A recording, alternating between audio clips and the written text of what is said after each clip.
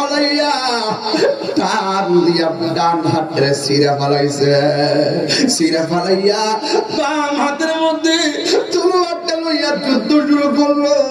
এবার বিয়াদবটা চতুর্দিকে তারে মারার জন্য লেগে গেল। একটা বিয়াদব আইসা বাম হাতের মধ্যে এমন জোরে একটা কূপ মারছে, এই হাতটা আর জ্বলে থাকে নাই, এই হাতটা দেহ থেকে আলাদা হইয়া গেছে।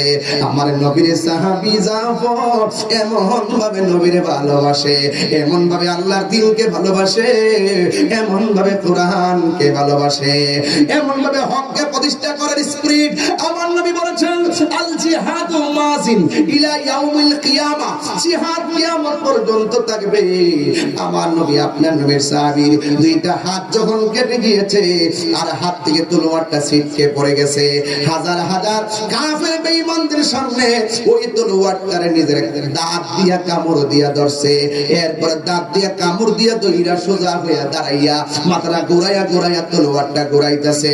দুইটা হাত যেহেতু নাই, শক্তিতে অনেক কমে গেছে, সুবিধা অনেক কমে গেছে, কাফেররা সুযোগ পেয়ে গেছে। চতুর্দিকটা গাইতে গাইতে এই জাফর আস্তে আস্তে করে মাটির মধ্যে নিচে পড়ে গেছে। এই জাফর দুনিয়া থেকে বিদায় হয়ে গেছে। এক যুবক ভাইরা আমার, কি দিয়া বুঝাইতাম ও যুবক, আল্লাহ রাব্বুল আলামিন কোরআনে বলেছেন ওয়ালা তাকুলু লিমান ইউকতালু ফি সাবিলিল্লাহি আমওয়াত বাল আহইয়াউ ওয়ালাকিন লা তাশউরুন। আল্লাহ রাব্বুল আলামিন বলেন, আমি আল্লাহর পথে যারা জীবন দেই এরা মৃত না, এরা হলো জিন্দা। আপনারা জবান খুলে কোন মরাটারও জিন্দা রাখার মালিককে, আর জবান খুলে বলেন না কে? যুবক ভাইরা আমার, হৃদয়ের ভিতরে ঘটনার অবতারণা করছি। ওই সাহাবায়ে কেরাম হযরত জাফর রাদিয়াল্লাহু তাআলা আনহু তিনি তলোয়ারটা কামড় দিয়ে ধরলেন। কামড় দিয়ে ধরার পর একটা বিয়াদব এসে বুকের মধ্যে আঘাত করলো, দুইটা বিয়াদব এসে চোখের মধ্যে আঘাত কইরা রাস্তার নিশানা ভুলাইয়া দিছে। আর জাফর আস্তে আস্তে মাটির মধ্যে নিচু হয়ে পড়লেন। মাটির মধ্যে যখন পড়ে গেলেন, নাই নাই জাফর দুনিয়াতে নাই।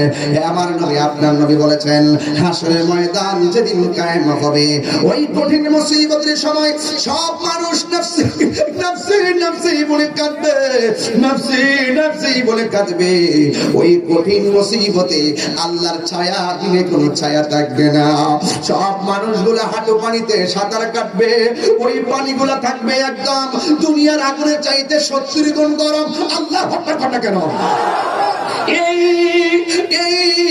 গরম পানির মধ্যে তারা হাঁটুডুবু খাবে।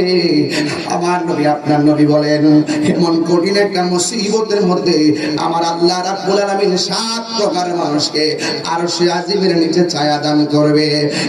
যুবক ভাইয়ের আমার, পাপ পুণ্যের হিসাব হওয়ার পরে সব মানুষগুলো যখন জান্নাতীরা জান্নাতে পাড়ি দিবে, আল্লাহ রাব্বুল আলামিন বলেছেন ওই জাহান্নামটা থাকবে পুলসিরাতের উপরে, পুলসিরাতটা থাকবে জাহান্নামের উপরে, নিচে থাকবে জাহান্নামের আগুন, উপরে পুলসিরাতটা থাকবে চুলের মতো চিকন। ও যুবকের দল, খেলতে খেলতে জীবন নষ্ট করে দিও না। আমার নবী আপনার নবী বলে হাসরের ময়দানে 7 প্রকার মানুষকে আল্লাহ আরশের নিচে ছায়া দিবে। এর মধ্যে এক শ্রেণীর মানুষ হলো যারা যৌবনকালে ইবাদত করে বেশি। এ যুবকের দল, একবার হিসাব মিলা দেখো, আমার যৌবন অনেক সময় চলে গেছে মোবাইল নামক গজবের ভিতরে, আমার যৌবনকালের অনেক সময় চলে গেছে অনর্থক ঘুমের মধ্যে আর কাজের মধ্যে, কিন্তু আমরা আল্লাহর ইবাদত, আল্লাহর কুদরতি কদমে সারপ্রাইজিং করতে পারি নাই। এই জন্য আমার নবী আপনার নবী বলেন আমার জাফর হকের জন্য, সত্যের জন্য যেইভাবে জীবন দিয়েছে।